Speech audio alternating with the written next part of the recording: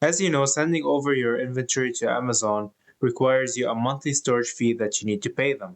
And this is calculated based on how much space you are taking up in their inventory. So I'm going to help you break down how you can calculate your own inventory with Amazon. So if you're looking into sending inventory to Amazon, you want to know the exact dimensions of your product. Once you know that, you need to look at the unit of measure that you're using. Now, usually you calculate your unit using inches, but what you want to do is to try to convert it to feet. Once you know that, you would multiply the length by the width by the height of your unit, and you would get the cubic foot of your unit for one unit. So now that you have the cubic foot of one of your units, you need to look how many units you want to send to Amazon. Now, calculating how many units you want to send to Amazon is very important. You need to know how long these units will last in the Amazon warehouse before being sold. Ultimately, you don't want to send too much units in the inventory and they'll sit there for a long time and you'd pay a lot in storage fees, but also you don't want to send too little where you would run out of stock so quickly. Now, if this is an already existing product and you have an estimate of how much units are being sold per month, this gives you a pretty clear idea of how much units you want to send in. What I would recommend is inventory for 2 to 3 months. This way you would have time to restock before the inventory ends, so it gives you a little bit more time to adjust. Now, if you're sending in inventory for a completely new product, what I would recommend doing is checking the sales of your competitors. Now, there is an extension with Helium 10 where you can check the sales volume of your competitors. And now this is just to give you an idea on what to expect of your sales and how they'll look like. So it will help you in planning. But keep in mind your competitors are probably more established since they launched their product before you. And also you want to look at the prices that they have and the prices you want to set, and also the quality of your product and the type of marketing you want to do. I'll make a separate video explaining how you can prepare before launching and what you can expect and how many units you should send in. But now I gave you a general idea of how to understand it. So once you've done that and you know the right amount of units you want to send in,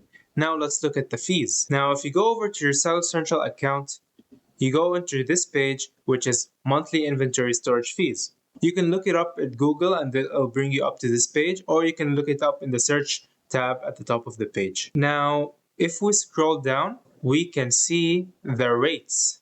There's two categories. There's the storage fees between the months of January and September, and there's the storage fees from the months of October to December.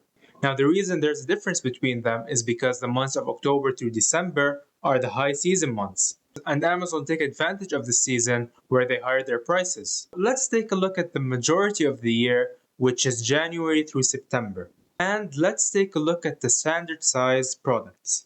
Now, you can determine the standard size products based on the dimensions of your own product. You want to make sure you know your product's category before you send it in. I'll leave a link in the description of how you can determine the exact category of the size of your product. But let's say your product is a standard size product. Sending a standard size unit to Amazon fulfillment centers would mean you'd have to pay 78 cents per cubic foot per month to Amazon. As I mentioned before, when you calculate your product's cubic foot for one unit, you multiply it by the total unit you want to send to Amazon. And this determines your total cubic unit with Amazon. So this number, you'd actually multiply it by 78 cents. This is the monthly storage fee you'd be paying Amazon for these amounts of units. Now, the rate in the first 22 weeks would be exactly the same. Obviously, we're only speaking in the months of January to September. But in 22 weeks, you'd pay the same monthly rate for these units. And obviously, when you sell more units, your total cubic volume would be reduced, meaning that you pay less storage fees in total. Now, when you exceed 22 weeks, which is almost 5 months and a half, you start to pay extra storage fees. And that fee is called long-term storage fee. And as you can see here, when you go into the weeks of 22 to 28, the total monthly storage fee per cubic foot would be $1.22. And that's almost a 50% increase. And it keeps going up from there. When you have inventory from 28 to 36 weeks, it goes to $1.54. It keeps increasing, and if it reaches a year, it can go up to $2.88 per cubic foot. Now, ultimately, you don't want to pay any extra storage fees. So the ideal situation is to stay below 22 weeks. Now, I wouldn't advise you to send inventory exactly for the 22 weeks, but as I mentioned before, 2 to 3 months would be a good amount of inventory to send in. Now, also you can see the rate for the oversized category, which is a bit cheaper, but it has the same idea.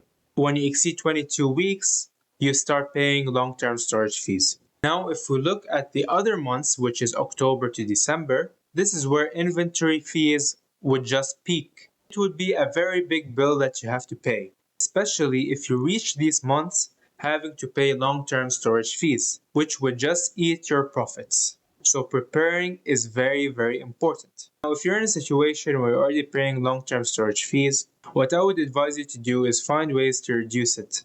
You can either try to make more sales as much as possible and as quickly as possible, or if you find yourself paying a lot and in a very difficult situation, you could consider removing your inventory from Amazon and resending it again. This, I would say, is the last option that you would want to take, but there are circumstances which you want to do it. If your product is not selling and you have a lot of inventory, bring them back to your house or your warehouse, reconsider how many units you want to send in, and once you send them in, you'd basically restart the counter. If you have any questions regarding planning, I'd be more than happy to help. Please leave your questions below and I would answer them. Also check out Helium 10 where they could be very useful in inventory planning as well. I have a link in the description below. I hope you found value in this video, and if you did, please leave a like and subscribe. Thank you for watching and see you next time.